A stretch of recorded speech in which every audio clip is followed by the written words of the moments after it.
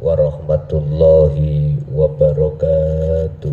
Waalaikumsalam warahmatullahi wabarakatuh. Ila hadratin Nabil Mustafa Rasulillahi sallallahu alaihi wasallam wa ala alihi wa azwajihi wa dzurriyyatihi wa qarabatihi wa ahli baitihi wa ashabil kiram wa ila jami'il anbiya wal mursalin wal awliya wa syuhada wa salihin wa tabi'ina tabi'ina salihina ila yaumiddin, khususan ila jami'i masyayikhina ila muntahum wa ila abaina wa ummatina wa azdadina wa masyaikhina wa auladina wa azwajina wa dzurriyyatina wa ahli baitina wa jami'i man tabi'ana, khususan jami'il arwah fi hadil majlis wa ghairahum syai'u lillahi lana wa lahumul fatihah.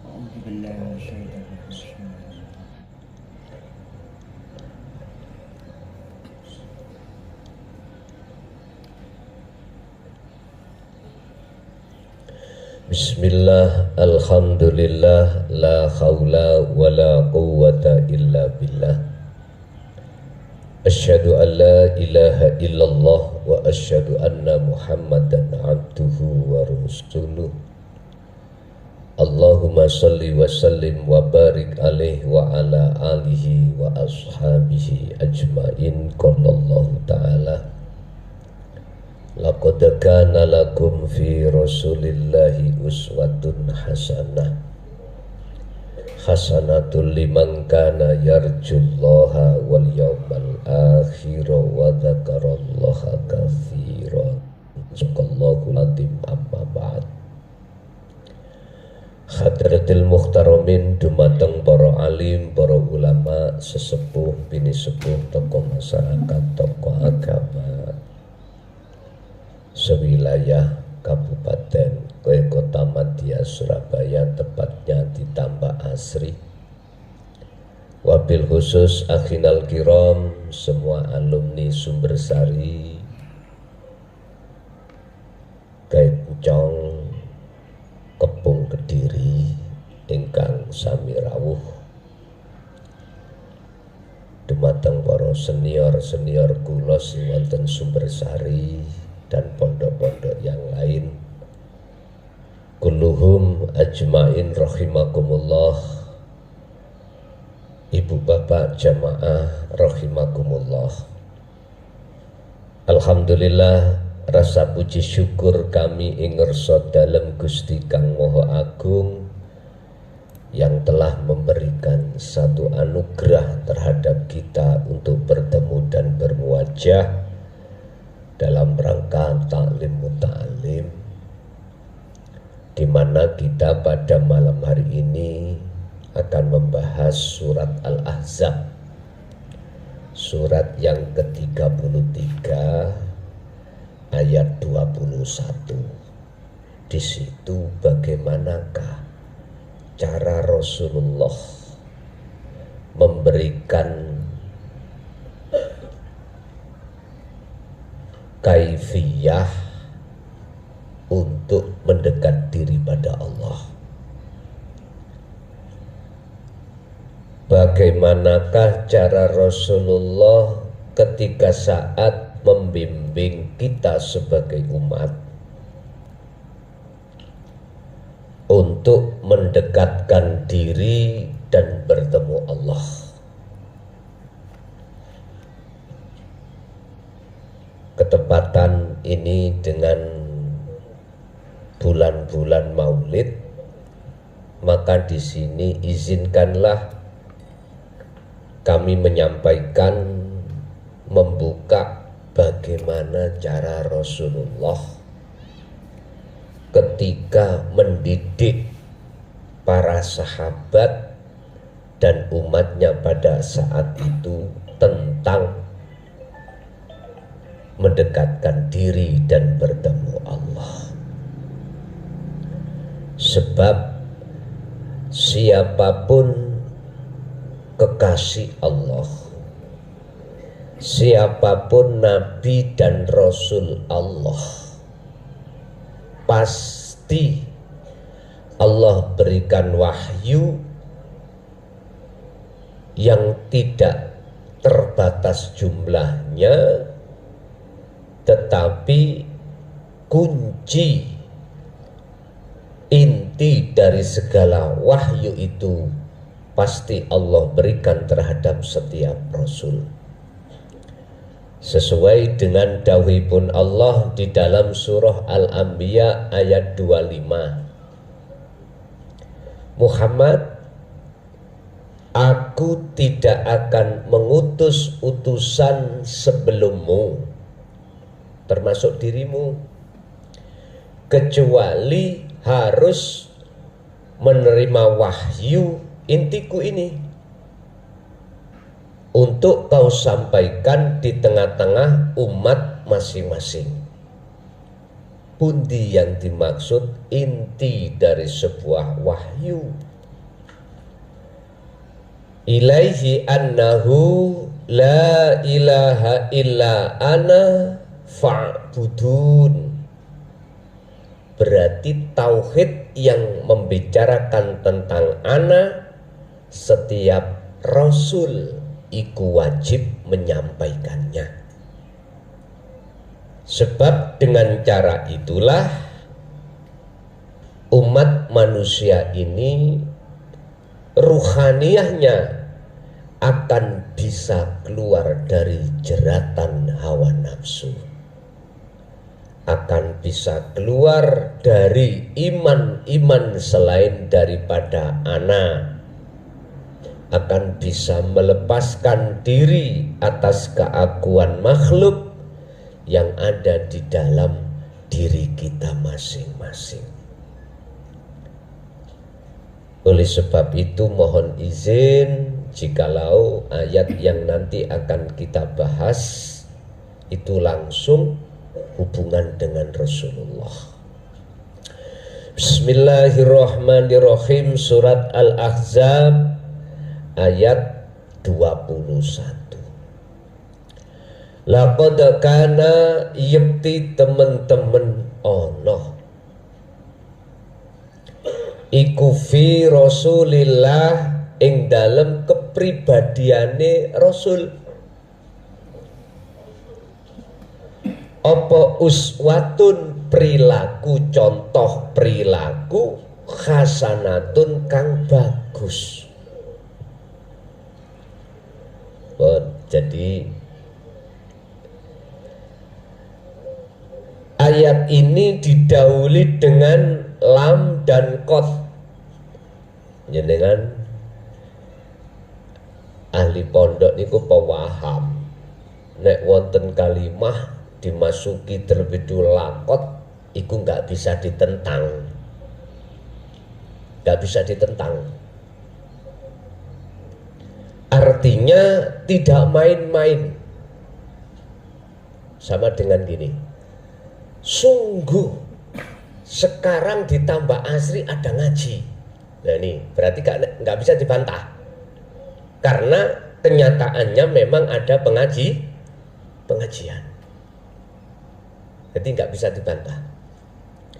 Sungguh di dalam diri Rasulullah itu ada satu percontohan kang bagus untuk umat manusia, khususnya umat Islam pada umumnya, seluruh umat manusia. Jadi Rasulullah itu memberikan contoh terhadap kita sebagai umatnya, yang contoh itu sangatlah bagus dan menurut saya wajib kita tiru. Urusan tidak bisa 100%, 60 atau 70, pokoknya jangan sama sekali tidak, gitu loh. Iku liman piye yang bisa mencontoh. Dan nopo yang dimaksud Rasulullah memberikan contoh yang bagaimana? Liman terhadap wong maring wong kana kang ana sapa man iku yarju kang ngarepake sapa man Allah ing tetemu Allah.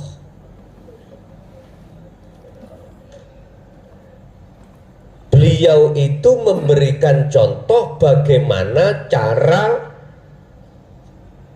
hati untuk bisa bertemu Allah. Tentunya itu hanya terjadi dan berlaku bagi liman kana yarjullaha, pada orang yang mengharapkan untuk berjumpa pada rahmat Allah, yaitu kewusulan di dalam musyahadah terhadap Allah Subhanahu wa ta'ala. Wal yaumal akhirah, dan juga bagaimana mengharapkan cara untuk masuk di alam akhirat waktu di dunia ini, Pak. Jadi akhirat iku ning dunya niki sudah ada. Tergantung kita suka ning alam dunya apakah suka ning alam akhirat, terserah jenengan. Jadi Rasulullah memberikan cara bagaimana kita sebagai hamba, sebagai umatnya, mangkana yarjullaha, ingin ketemu Allah dan juga ingin masuk di alam akhirat di tengah-tengah alam dunia.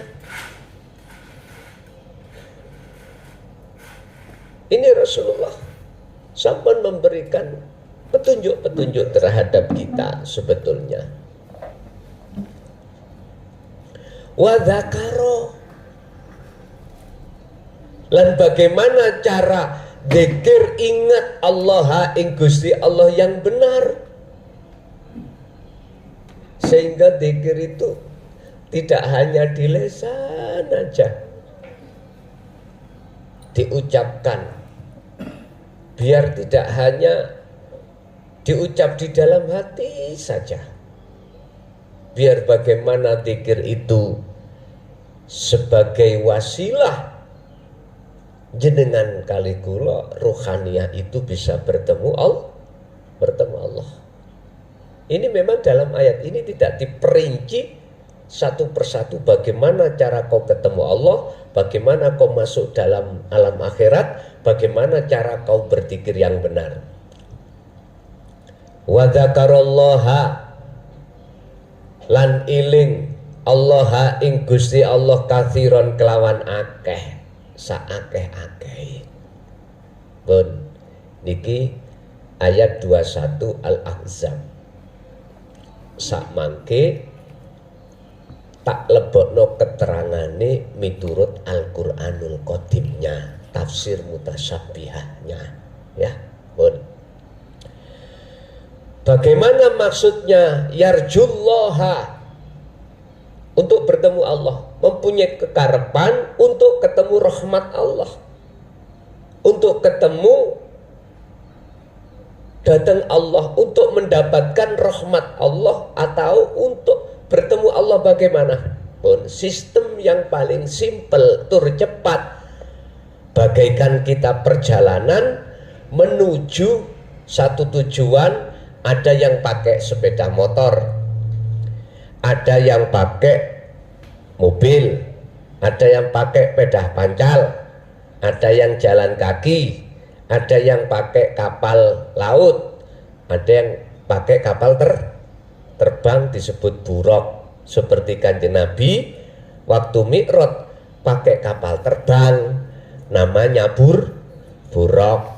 Buraq niku bukan singkatan mleburok lho ya, bukan buraq. Pun niki sampean tak dodono kapal terbang numpak buraq.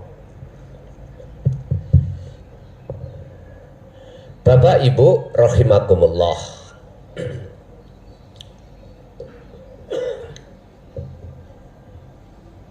sampai nek mleburok kebulet dadi gaya men. Ruh di dalam jasmani sampean itu ada ruh. Saya tidak bicara jasmani perjalanan, tapi perjalanan ruh. Yarjullaha, mengharapkan untuk dapat rahmat Allah, mengharapkan untuk bertemu Allah niki. Di dalam ruh sampean niku ada namanya imanul haq, atau bisa kami sebut ihsan, atau imanul haq. Iman yang benar itu disebut ihsan. Orang Jawa itu menyebut adalah rasa bahasa Indonesianya. Hati jenengan dalam ruh sampean itu ada iman. Saya kasih kabar, Pak Bu, Gusti Allah itu dekat.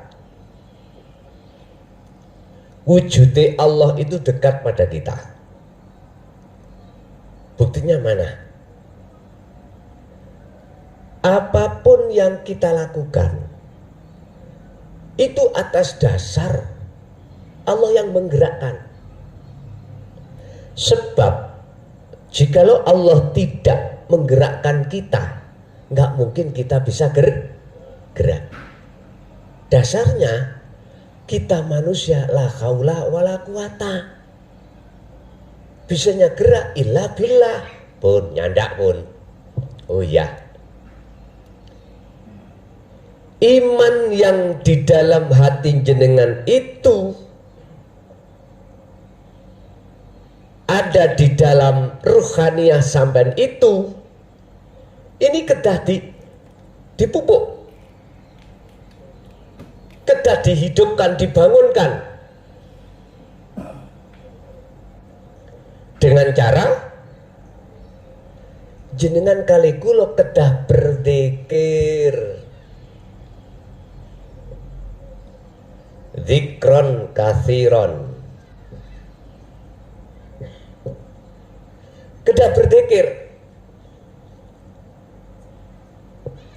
Inilah yang kusebut sering kita itu berzikir sirul asror atau rasa. Ini fungsinya adalah menafikan, meniadakan rasa keakuan kita sebagai makhluk yang bisa ini, bisa itu, punya ini, punya itu, lepas. Nanti kalau itu sudah lepas, dengan sendirinya hidup dalam diri jenengan itu akan tampak dalam pandangan hati jenengan. Akhirnya disebut ainul basyirah.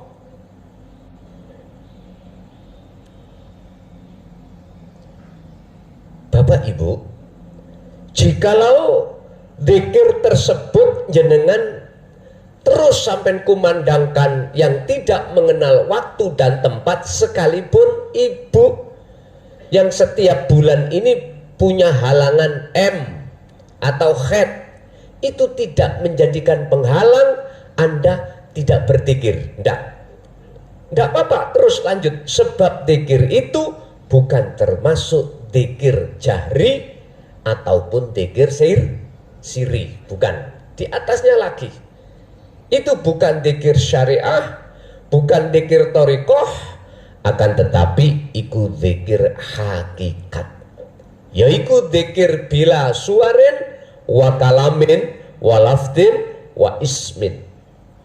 Lepas. Barang siapa yang terus menerus berzikir seperti ini, maka di dalam rasa, di dalam ihsan itu ada yang namanya nur ma'rifat, atau bisa disebut cahaya. Apa? Allah akan menyalakan Bapak Ibu nur ma'rifatnya di dalam jagatnya ruh sampen kali kula, manakala jenengan iku zikron kathiron. Ya ayyuhalladzina amanu Kurullaha dzikron katsiron fasabbihuhu bukratan wa asila. Niku nek cara Kanjeng Nabi niku baik siang maupun malam hatinya terus berzikir. Al-Ahzab 41-42 itu tadi. Walaupun ibu-ibu dalam kondisi masak, cuci-cuci, bahkan nyon sewu, bapak-bapak kali ibu-ibu punya hajat, ya dah. Di tengah itu perlu berzikir. Perlu. Urusan nanti tidak sesuai dengan program, ya wes serahkan pada Allah. Yang jelas fasabbihuhu bukratan wa asilah. Artinya zikir itu kalau Kanjeng Nabi baik waktu siang maupun malam, baik waktu terjaga maupun waktu tertidur, beliau selalu zikir. Ini buktinya. Jadi jenengan nek pengen numpak buruk cepat ketemu rahmati Allah, mongko zikir itu jangan pernah jenengan tinggalkan. Sampai Syekh Ibnu Athaillah di dalam kitab Syarhul Hikam, ya tak? Pasalnya, makolahnya kalau nggak salah 200 berapa itu? Coba 100. Nanti coba dikoreksi. Ngeten. La tatruk, ojo kui ninggalno sira al-dzikra, ing dzikir yang seperti ini, dzikir yang bisa menghantarkan Anda untuk datangnya rahmat, atau dzikir yang menghantarkan jenengan bisa sampai pada kemakrifatan Allah, ketemu Allah.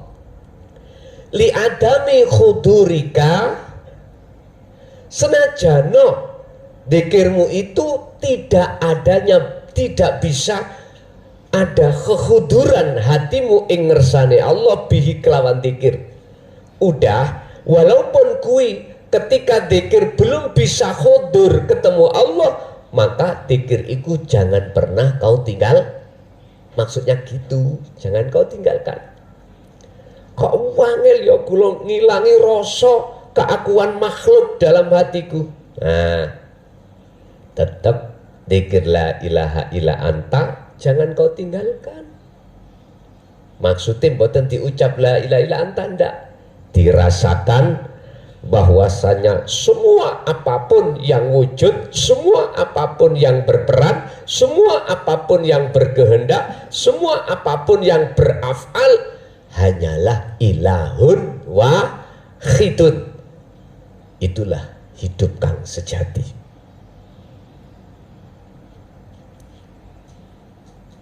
Jikalau ini tetap sampeyan kumandangkan, maka nur makrifat itu mesti Allah nyalakan.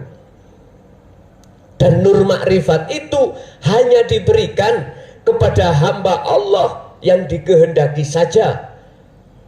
Nurun ala nurin yahdillahu linurihi mayyasha. Dengan cahaya makrifat ini yang akan menjadikan petunjuk jenengan kali kula niki bertemu Allah. Dan itu hanya diberikan Allah pada mayyasha, man terhadap orang yasha ukang ngersakake sapa Allahu ing man. Niki siapa mereka yang dikehendaki? Jawabannya Al-Ahzab Az-Zumar ayat 18. Alladzina yastami'unal qaula fayattabi'una ahsanahu.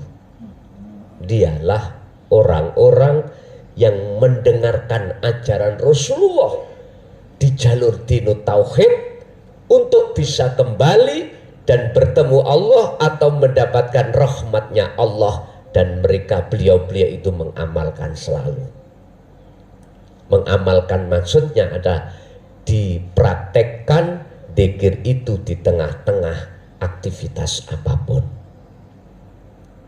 Niki Pak. Kalau itu sudah menyala nur ma'rifatnya dalam hati jenengan, maka apapun selain Allah yang menjadi penutup hati kita kepada Allah, yang menjadi penghalang hati kita, ruh kita pada Allah, itu akan fana.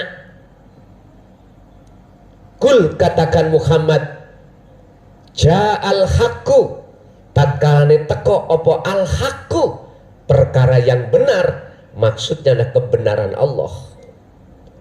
Wasahaqal batil, innal batila kana zahuqa, maka hancur musnahlah opo al batilu, perkara sing batal. Mana perkara sing batal? Wujud sakliyane Allah, wujud selain Allah yang sudah kadung masuk di dalam hati kita. Bentuknya kita beriman kalau legi pahit itu rasanya kopi. Tadinya kan gitu. Dalam hati kita telah kemasukan makhluk berupa manisnya gula, pahitnya kopi. Berhubung sampai pun derek Rasulullah, berarti sumber pahit itu tidak dari kopi tapi dari Allah. Sumber manis tidak dari gula tetapi dari Allah. Hati ngomong ngoten. Jadi sampai nang warung, Pak tumbas Gusti Allah ya. Misalnya ngoten sampean ya. Wis sinten mawon jenengan disebut wong gendeng pun, mesti ya tetep ngomong Pak tumbas wedang gula kopi. Nah, minta manis monggo, minta pahit monggo sak kersa. Nah, iman niki lho sing kula maksud.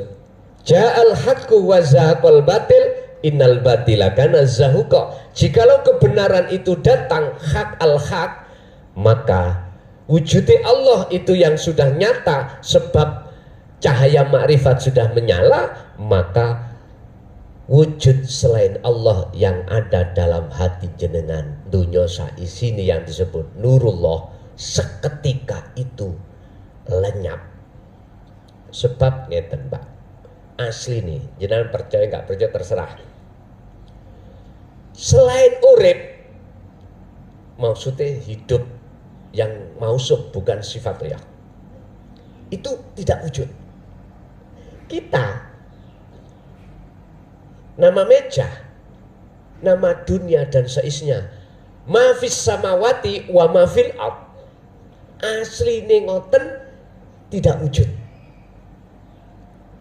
Lah, kapan, saat kapan itu tidak wujud nyata bagi kita? Saat wujudnya Allah itu sudah nyata dalam pandangan hati jenengan.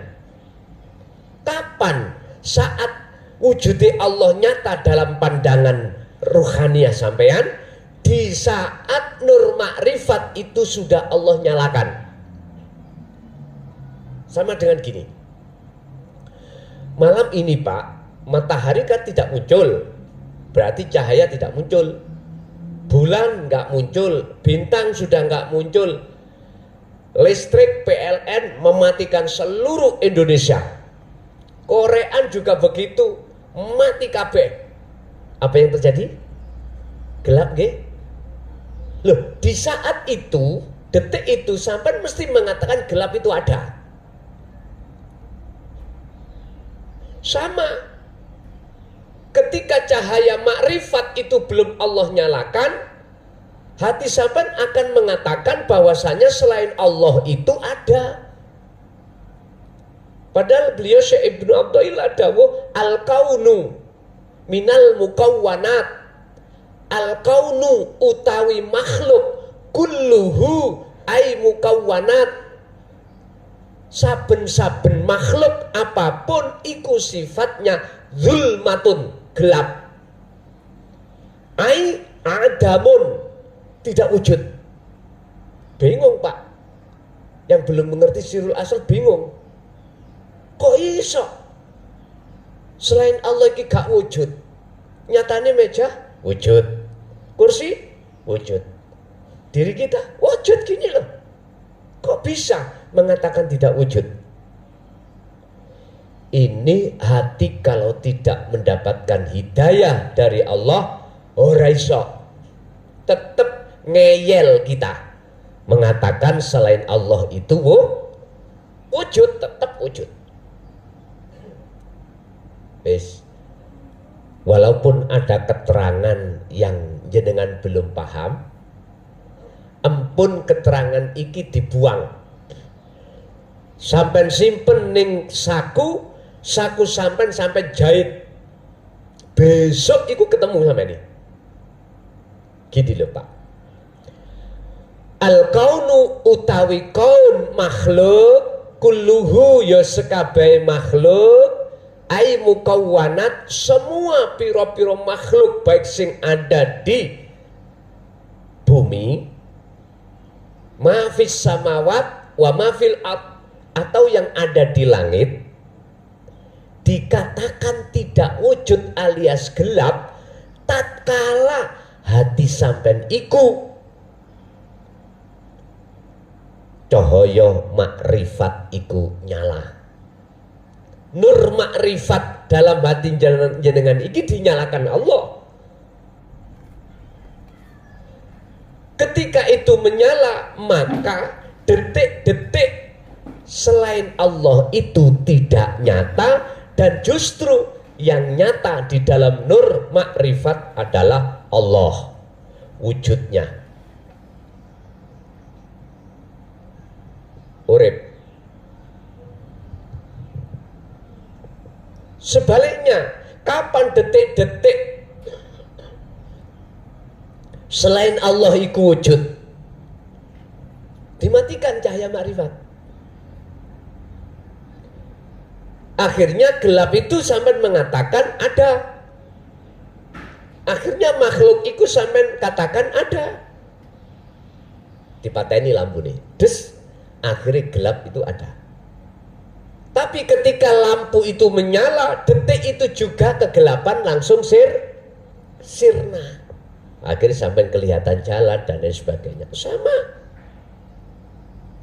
Terus bagaimana kita caranya untuk mensirnakan perkara selain Allah? Ini tadi. Sampai tak kasih tahu buruk yang ditumpahi Rasulullah. Cara untuk sampai lekas pada Allah, sampai harus mempunyai dzikir sirul asrar, dzikron kathiron, jenengan jalakan. Kathiron itu relatif, saake-ake. Jadi tidak mengenal waktu dan tempat ataupun keadaan. Terus prakteknya bagaimana? Gini Pak, waktu jasad sampai repot atau tidak dengan urusan makhluk atau dunia, hati sampean harus merasakan kehadiran Allah, baik di dalam diri Anda maupun di dalam makhluk selain diri Anda. Dengan cara sampean lihat af'al yang muncul pada diri Anda atau makhluk selain Anda, itu af'alullah. Itu penggaweane Gusti Allah. Apapun kehendak, apapun wujud, sampai lepas wujud sampean kali wujudi makhluk, teng mriku lho, disitulah nanti jenengan itu akan nyata wujudnya Allah. Yes. Kalau sudah arah di situ, nanti saya kasih tahu wujudnya Allah itu ya batin ya dohir. Jenengan kalau belum dikatakan di akad, nggak boleh ngomong ini Allah, nggak boleh. Kalau sampai sudah ke akad, ini Allah dohir.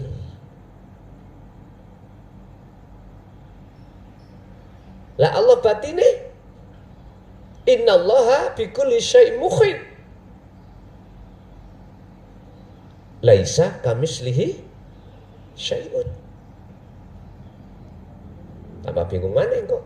Wis saiki buroke tumpakno terus. Buroke tumpakno, waktu mangan numpak burok, waktu ngombe burok, waktu sholat burok, waktu zakat puasa haji burok. Wis. Karomah iku ya burok padha ae. Sami. Bon. Ini cara yarjullaha. Rasulullah begitu. Makanya diisyarahkan ketika saat beliau Isra Mi'raj, mengapa kok memakai buruk atau kapal terbang? Kok gak pakai onta pada saat zamannya loh nggih? Atau keledai dari Masjidil Haram ke Masjidil Aqsa? Mengapa? Kita harus peka, Pak.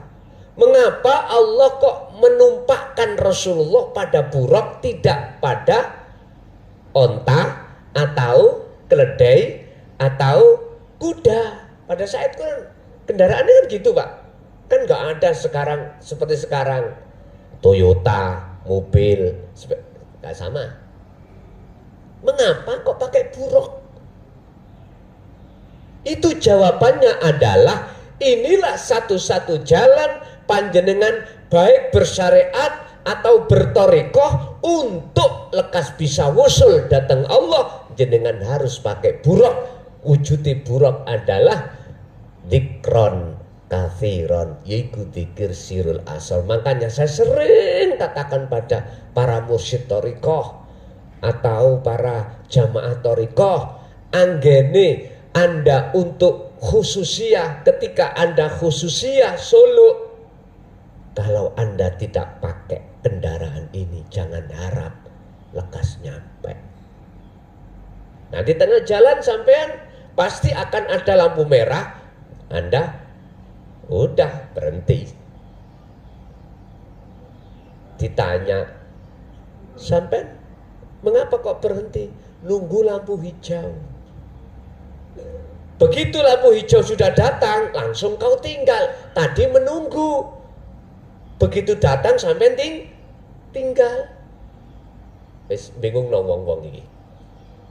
Tengah jalan kepingin merokok, kepingin ngopi. Turunlah kita dari kendaraan, mampir ke warung. Di dalam warung yang melayani kita seksi-seksi, Pak. Wis tah wong lanang sing normal, tak jamin kuwi kepencut. Itu pasti kepencut.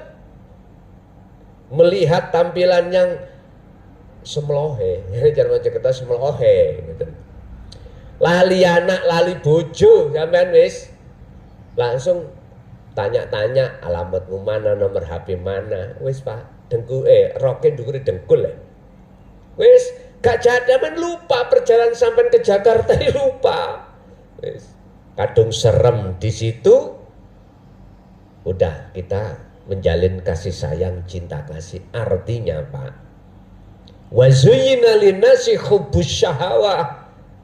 Ketika kita itu berangkat menuju Allah itu, kita dihadang oleh hubbus syahawah, nafsu yang menyodorkan, menghidangkan keenaan urusan-urusan dunia.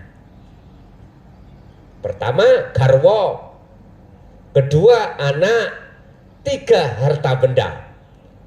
Jenengan nek mboten numpak apa tadi pesawat, tak jamin tergoda. Tak jamin tergoda, kecuali jamin gendeng lo ya. Wis mboten tergoda nek gendeng. Kalau sampai normal, mesti tergoda. Aku yakin tergoda. Lah disinilah Bapak terhambatnya perjalanan kita menuju dan bertemu Allah di dalam wa inna ilaihi rajiun. Yang lebih Rasulullah khawatirkan sebelum jenengan iki sampai pada Jakarta tujuan ketemu Allah, di tengah dalan jenengan kebulet bopong semok, akhirnya mati. Lah niki mati ning pangkuane oh purel disudut-sudutno, enggak, iku contoh tok, pun salah paham. Kula ya seneng purel. Temen wis ta, purel sak Surabaya nek gelem melo aku. Nang pondok kono. Dadi sih, wis ta, masalah mangan ojo khawatir. Teko. Tapi yo nganu aturan. Wis ojo purel maneh melo aku. Tak ingoni. Enak to? Ngelompu wis bah purel tuwek, bah purel nom. Tak ajari kuwi untuk madhep ing ngersane Gusti Allah. Wis aja dipikir masalah aku meneh mangan apa. Wis gak usah dipikir. Nek gelem lho ya. Aku ya gak maksa. Tapi memang syaratnya abot. Kuwi harus tinggalkan perbuatan-perbuatan yang biasanya kok lakoni. Harus ngikuti petunjuk-petunjuk sesuai dengan apa yang telah disampaikan oleh Allah lewat Kanjeng Nabi. Monggo, tak tunggu sampai kapan wae. Masih kuwi biasa rokokan terus gak iso ninggal rokokan gak apa-apa. Ning pondok rokokan gak apa-apa Mas wong wedok. Menapa-napa? Mungkin terus pun di pandangane wong wis ta gak usah ndelok pandangane wong daripada kamu itu terus ngelele biasa rokokan gak rokokan gak apa-apa. Gak ndek dhuwit kedrok tak kei. Lah wis apa sih? Pokoke mek situ tak tumpah ono buruk sing pernah ditumpahi Kanjeng Nabi. Pun. Iku maksudnya yarjullaha wal yaumal akhirah. Yang kedua, piye carane bagaimana Rasulullah untuk masuk di alam akhirat? Jadi sebetulnya sama, Pak. Ketika jenengan ini jasad ada di dunia, dikatakan roh sampai mlebu nang alam akhirat, manakala keakuan diri kita sebagai makhluk dalam rangka apapun itu sudah tidak ada. Faktulu udah pendemen patenono. Rasa iman keakuan dirimu yang wujud lepaskan. Kalau itu sudah kau lakukan, maka otomatis ning ati sampai muncul akune Allah. Yaitu berarti Anda sudah di alam akhirat. Wadakaro kathiron, wadakaro maksudnya dzikirlah, ingatlah Allah ing Allah. Artinya dakaro ini piye? Dzikir bukan dari sisi lugat. Lugatnya dzikir ya apa? Dzikir bahasa Arab. Secara lugat kita artikan ingat atau eling. Bahasa Maduranya eling apa? Engak. Bukan engak itu yang dimaksud di lisan la ilaha illallah Allah disebut, bukan. Engak yang dimaksud secara istilah adalah sadarnya hati kita bahwasanya segala apapun yang timbul dan muncul pada diri kita atau makhluk lain selain kita itu sumbernya dari hidup Allah Subhanahu wa ta'ala. Yang Allah wujudnya itu ada di mana-mana, termasuk di dalam dan di luar Anda, di kiri dan di kanan Anda, di depan dan di belakang Anda, di bawah dan di atas Anda. Semua dipenuhi dengan hidup itu. Hati merasakan, mengimankan kehadiran adanya beliau, inilah yang dimaksud dzikir. Kathiron, lakukanlah hal itu yang banyak. Niki berarti relatif banyak niku. Wonten napa jenenge? Kayak mentok niku apa jenenge? Banyak ya. Di sini disebut apa? Banyak. Sing banyak ya. Sing anu dawa niku lho. Masih satu disebut, dua disebut, tiga ya, banyak, seluruhnya puanya satu lapangan sepak bola tetap disebut banyak. Lah sekarang banyak sampai iku satu apa dua, tiga apa empat. Dikron lakonono dzikir kuwi, jalani dzikir kuwi kathiron relatif tinggi. Artinya Pak, jenengan iki saukeh-ukeh oleh eling nang Gusti Allah. Eling nek kita gak wujud. Eling kalau bukan kita yang ngaji. Eling kalau bukan sadar, kalau bukan kita yang sholat, bukan kita yang merokok, bukan kita yang makan, bukan kita apapun. Itulah yang dimaksud dikron. Itulah yang dimaksud dikron atau dikrullah wa dzakarallaha katsiran. Dzikirlah kau kepada Allah sebanyak-banyaknya. Wis yo ini yang Rasulullah contohkan terhadap kita sebagai umat. Uswatun hasanah. Uswah, percontohan, hasanah kan bagus. Makane nyun sewu, estu nyun sewu.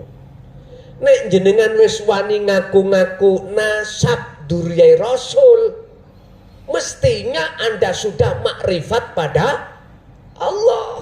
Mestinya loh ya.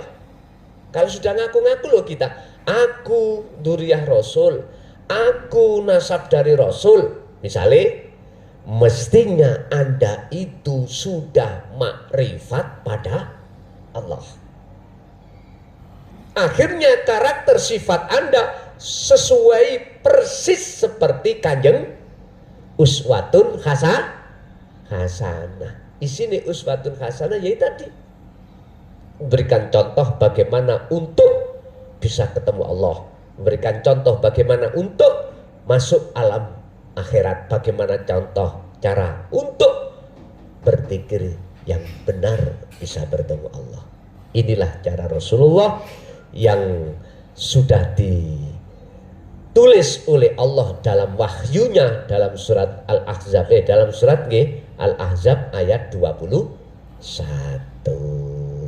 Makanya tolong jenengan dulur-dulurku yang sudah kadung ngomong aku nasabi Rasul, aku duriyai Rasul, tolong koreksilah hati kita, sudahkah makrifat pada Allah ataukah masih wujud selain Allah itu masih wujud.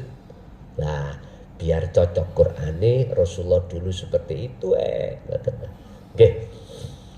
Bapak Ibu hadirin jamaah rahimakumullah, kesimpulannya yang dimaksud uswatun hasanah, Rasulullah memberikan contoh itu dalam ayat lain dikatakan rahmatan lil alamin, illa rahmatan lil alamin, lewat 3 perkara ini.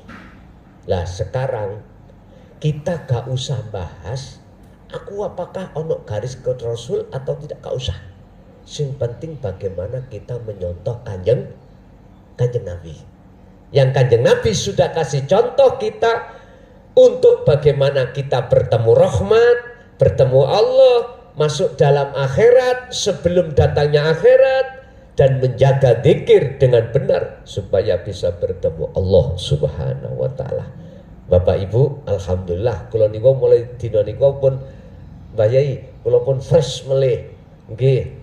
Kalau wingi kula lagi loyo ngeten. Sampak garwa kula mek ngeten.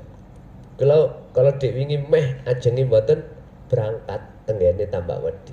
Ya alhamdulillah nyonya niku sanjang mendukung kula niki ikhlas bi sampai mantuk dadi mayit ngoten ya.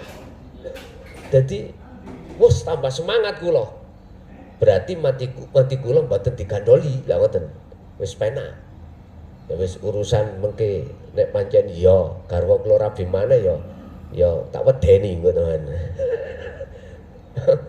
Pun jadi kula piyambak dapat semangat dari Nyonya, dari Umi, di mana kami kemarin itu hampir saja nggak berangkat karena saking payah. Mantun dugi Banyuwangi dinten Kemis langsung geser datang Jember geser langsung Jombang geser melih datang pun di Jawa Tengah, Boyolali geser melih datang Sragen Malang langsung minggat datang Bekasi. Bekasi mudhun dinten Senin kalau Dewi langsung datang Surabaya. Kula nggih mengkis toto apa gak ngoten. Tapi garwa kula sanjang, kula ridho jenengan mantuk dadi mayit. Langsung cekekal kula. Semangat tambahan. Lah nggih. Alhamdulillah niki wau Allah kasih 100% semangat. Sehat boleh. Pun masuk dalam sesi tanya jawab. Barangkali jamaah ada yang ingin bertanya atau para senior yang memberikan tambahan lagi atas keterangan uswatun hasanah. Monggo.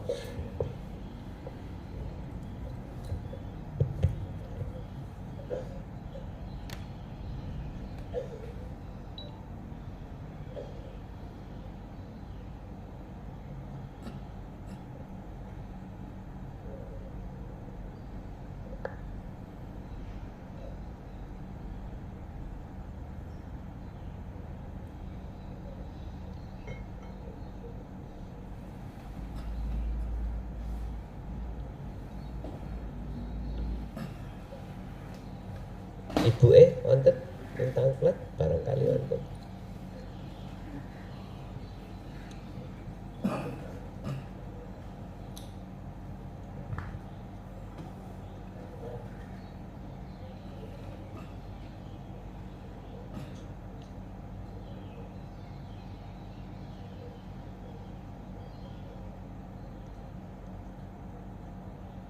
Eten iki berarti paham sedaya.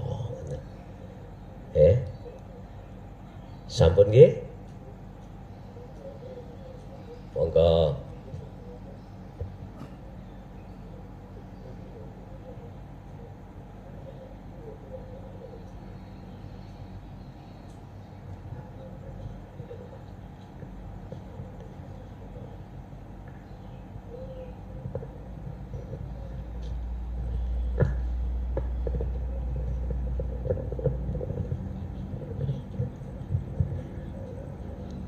Assalamualaikum warahmatullahi wabarakatuh. Waalaikumsalam warahmatullahi wabarakatuh. Bismillahirrahmanirrahim. Langsung mawon kula tanget kira-kira apa ya indikasi atau ciri-ciri yang sudah liqo dengan Allah? Jangan-jangan kita mengaku sudah berjumpa tapi sebenarnya belum. Betul. Waalaikumsalam warahmatullahi wabarakatuh. Ciri-ciri atau tanda-tanda seseorang itu betul-betul sudah liqo bertemu Allah adalah pertama, la yarawna li anfusihim syai'an. Dia nggak ngaku-ngaku bertemu. Bagaimana mungkin dia merasa bertemu pada Allah lawang dirinya sudah tidak ada? Apa mungkin perkara yang tidak ada bisa bertemu yang ada? Betul mungkin tak? Betul mungkin. Justru bal yusyahiduna annal fa'ila huwallahu ta'ala. Justru yang bertemu Allah pada Allah itu Allahnya sendiri. Rasa keakuan makhluk dalam dirinya sudah tidak ada. Gak mungkin dia ngaku. Kalau seseorang ngaku-ngaku, ada yang ngomong aku ketemu Allah, bohong. Ya, itu bohong. Gak ada orang yang bisa bertemu Allah, gak ada.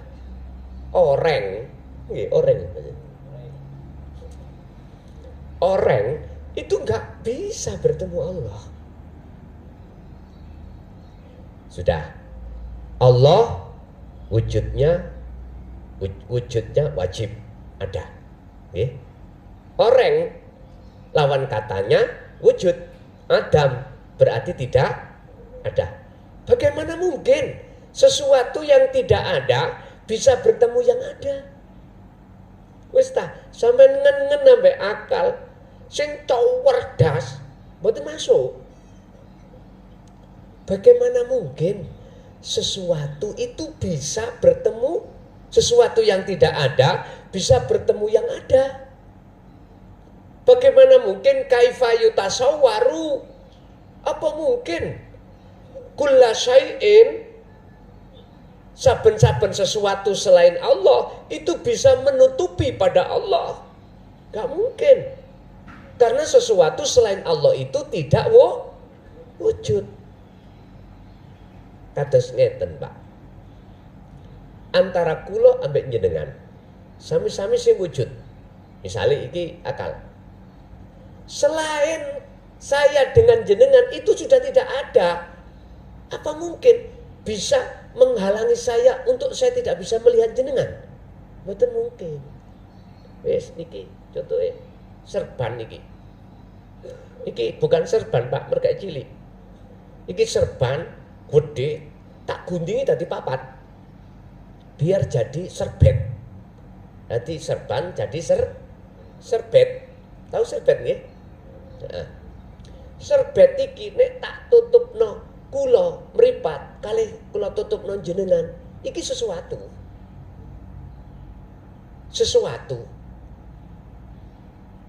Nek tertutup berarti kula terhalang. Lah ngoten nggih? Terhalang. Oke. Lah, serbet niki lho wis mboten enten bagi saya dan jenengan. Apa mungkin ada bisa sesuatu yang bisa menghalangi saya dengan jenengan? Wong padahal sesuatu selain kula ambek jenengan iki sudah enggak ada. Mboten mungkin. Niki sampean lihat di makalah 15 sampai 25. Syekh Ibnu Athaillah di dalam kitab Hikam mengatakan Allah itu ya tidak mungkin bisa ditutupi oleh sesuatu apapun, sebab Allah itu di sesuatu apapun. Berhubung kita melihat sesuatunya, maka seakan-akan Allah terhalang, padahal yang terhalang itu kita. Jadi pertama cirinya, Pak, dikatakan orang yang sudah makrifat pada Allah, orang itu sudah kehilangan kefanaan orangnya. Makhluknya sudah fana. Pertama. Yang kedua, justru yusyahid annal fa'il huwallahu ta'ala. Yang nyata, yang wujud itu cuman Allahnya sendiri. Artinya dalam hati sampean sudah tidak mengenal siapa-siapa, kecuali yang muncul adalah innani anallah. Sesungguhnya ingsun, ana ya ingsun, iku Allahu Allah. Bergemuruh, Pak, ningati seperti itu. Yang ketiga tandanya tatmainnul qulub, jenengan iki gak gampang gelisah, gak gampang khawatir, ra gampang takut dengan apapun. Karena selain Allah yang disebut apapun itu sudah tidak ada. Bagaimana mungkin Allah itu akan takut pada selain Allah? Sedangkan selain Allah yang munggu Allah itu tidak ada. Misalnya jenengan iki umpama secara akal, bagaimana sampai niki takut pada polisi? Walaupun jenengan gak helman, sepedaan gak wedi karena tidak ada polisi. Coba sampai kalau merasa polisi di depan jenengan, ojo helman, ayo ketilang, wedi akhirnya. Berarti olehnya kita bawa helm karena takut dengan Pak Polisi. Lah berhubung polisinya sesuatu itu memang tidak ada di mata Allah, maka bagaimana mungkin Allah akan takut pada sesuatu yang tidak ada? Memang ngaji niki bingung, Pak, bingung no. Ngaji tasawuf itu memang bingung no. Tapi bingungnya iku engko dadi tentreme ati sampean nek wis ketemu. Yang terakhir, tanda seseorang itu sudah betul-betul makrifat pada Allah, gak gampang, tidak mudah hati sampean kena daya tipu nafsu diri sendiri. Artinya gak gampang hati sampean kenging kena gebyare dunya. Satu contoh, jenengan hari ini gak megang uang, di rumah yang dimakan pas-pasan. Kadang juga jenengan hutang, ya, paling tidak dikasih orang. Duh, hati sampean kalau betul-betul makrifat saat itu pada Allah, tidak akan mudah sampean akan rasa khawatir, rasa gelisah, bahkan takut ancaman Allah masuk neraka ataupun macam-macam. Enggak, hati sampean pasti akan tentram. Kalau detik-detik saat itu jenengan makrifat. Paginya seperti itu lagi, tapi tidak makrifat hati itu, ya gelisah. Gelisah lagi. Sampai lihat ikan yang hidup di air laut. Ketika saat dia jauh dari air, gelisah. Gelisah, Pak. Tapi ketika dia selalu ada di dalam air laut, dia tidak gelisah.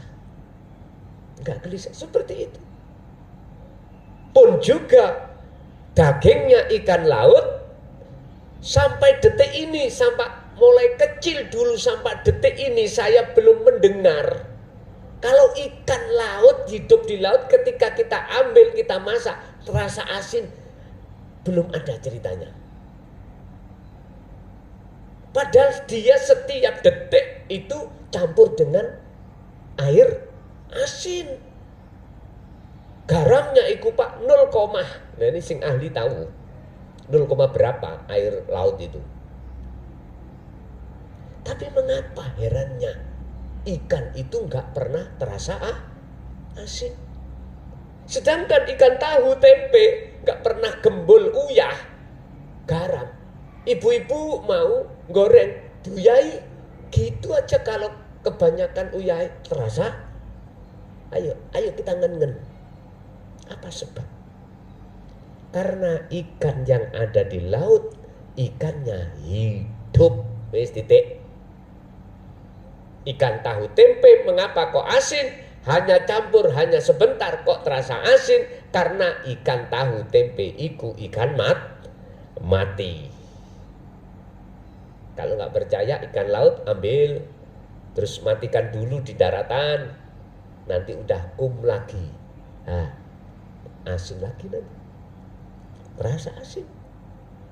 Hati jenengan dikatakan hati yang hidup, dikatakan hati yang hidup adalah hati yang sudah makrifat pada Allah, maka pasti tidak akan mudah kena gebyar itu dunia.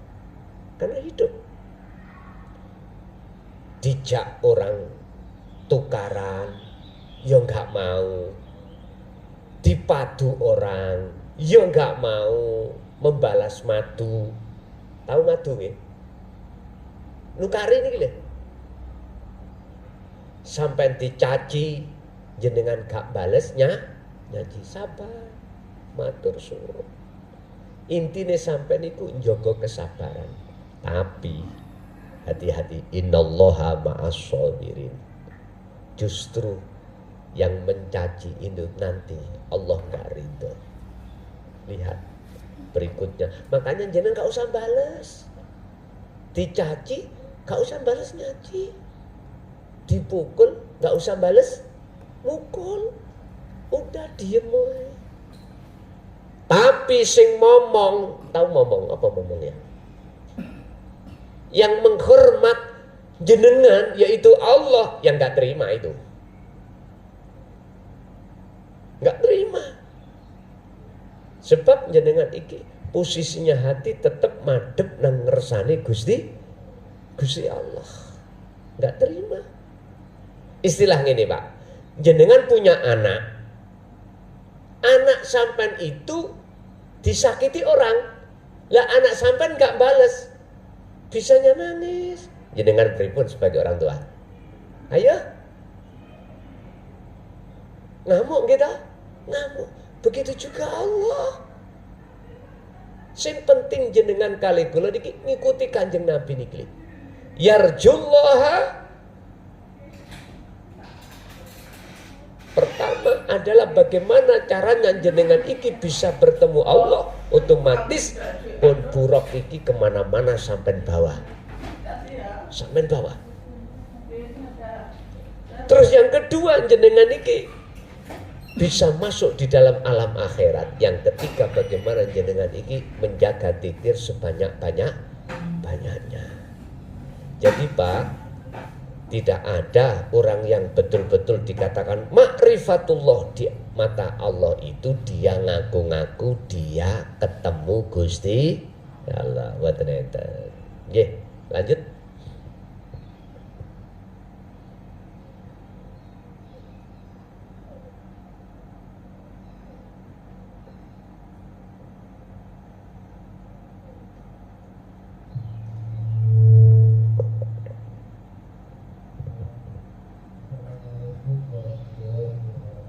Waalaikumsalam warahmatullahi wabarakatuh. Dan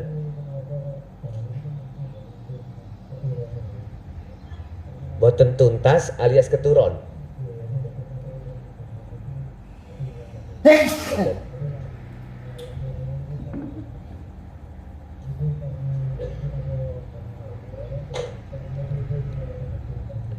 Nggih. Waalaikumsalam warahmatullahi wabarakatuh. Tolong di silent. Silent ya.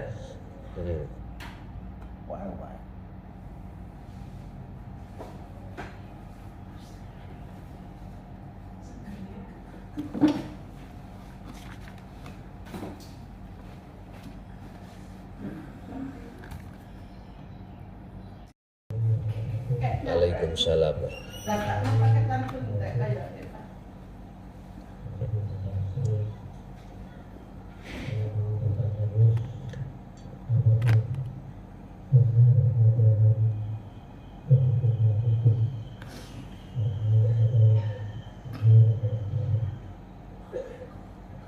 Sampun.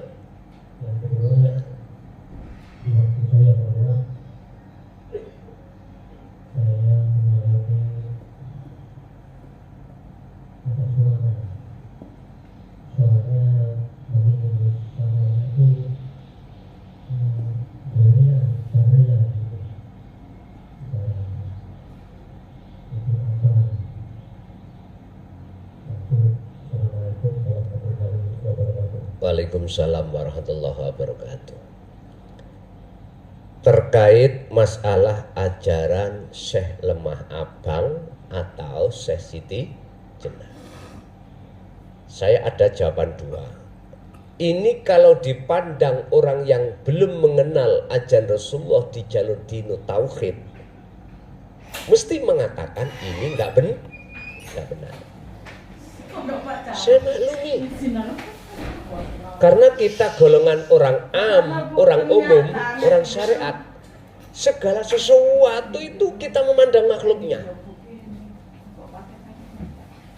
Jangankah Syekh Siti Jenar, al-khalaq pun dikatakan salah. Sebab munculnya adalah ana al-haq, laisa fi jubbati illallah.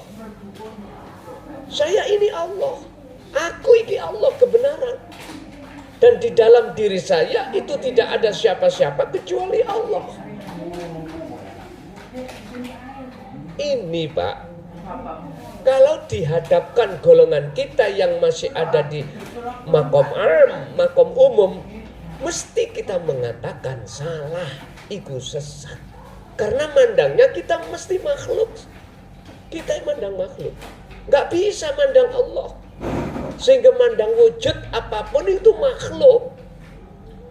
Sementara kewujudan Allah bagi kita masih kategori gaib, sir, rahasia. Tapi kalau bagi seseorang yang sudah mengenal ajaran Rasulullah di jalur dinu tauhid, pasti akan mengatakan inilah ajaran yang benar. Karena apa?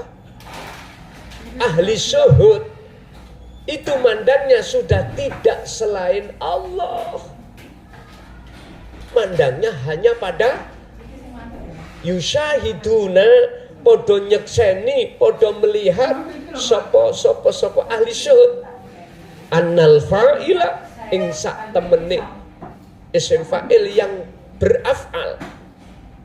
Huwa utawi fa'il iku Allah subhanahu wa ta'ala. Begitu Makanya saya jawabnya tadi harus ada dua pandangan. Kalau pandangan golongan am beda dengan pandangan orang khos atau khawasul khawas. Beda banget. Iya. Yang kedua, apa tadi? Oh, bahaya. Waktu kholwat ada waktu ngamalake apa jenenge karomah tadi bahaya. Oke. Gini. Kemarin dulu waktu tanggal 7 kan saya berpesan, apapun yang terjadi di situ nanti ketika jenengan itu wirid yang jumlahnya 183 kalau nggak salah ya. Terus hari Minggu Pak Duhur akhirnya diturunkan yang nggak mampu 183 menjadi 99. Apapun yang terjadi di situ Anda dijatuhkan Allah karomah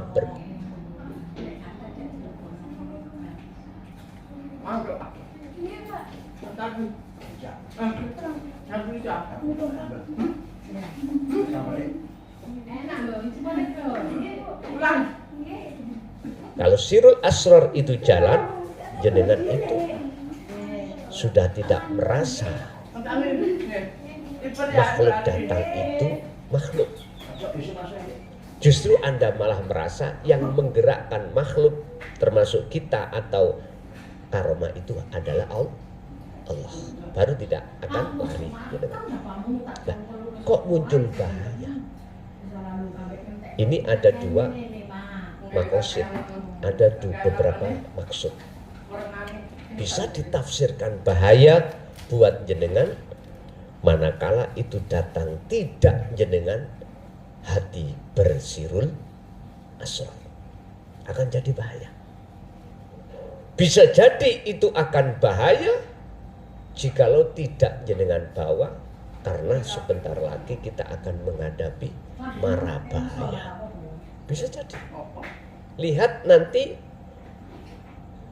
petunjuk-petunjuk berikutnya, Pak. Apakah ada petunjuk-petunjuk lain setelah bahaya itu nanti? Masa di depan kita nanti, waktu-waktu Allah kasih tahu. Sebab ngeten, Pak, karomah itu, kalau boleh saya katakan, sebagai panjang tangan Allah untuk menghabari jenengan sesuatu yang akan terjadi. Tapi jangan dimaksud karomah itu yang memberikan kabar. Berhubung jenengan bersirul asrar, maka jelas yang memberi kabar itu adalah Allah. Karomah dalam pandangan rohani sampean sudah tidak ada itu. Oke, lanjut. Masih ada?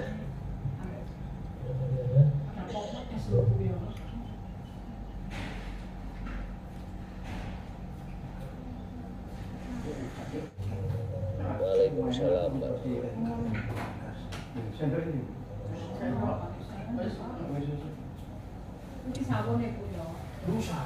Pada waktu kula film ya. Nah, sampai niki gandeng. Jadi di situ banyak orang berdengar. Yang kedua kemarin karomah. Saya kirakan acaranya jam 12. Saya Kirakan terus berangkat jam 8 lah. Ketiduran setengah jam di rumah. Pondok itu banyak yang datang, kayak pasukan putih itu turun. Di situ saya langsung bangun. Mohon penjelasannya. Terima kasih. Bisa di silent karena Bapak Ibu hadirin jamaah, itulah apa yang Allah berikan, beberapa pengetahuan tentang ilmu tauhid, khusus apa yang dikasihkan contoh dumateng Kanjeng Nabi Muhammad terhadap kita. Estu ilmu itu bisa kita laksanakan sebaik-baiknya dan juga menjadi satu buah ilmu yang bermanfaat bagi keluarga kita dan anak turun kita ila yaumil qiyamah. Lahumul Fatihah.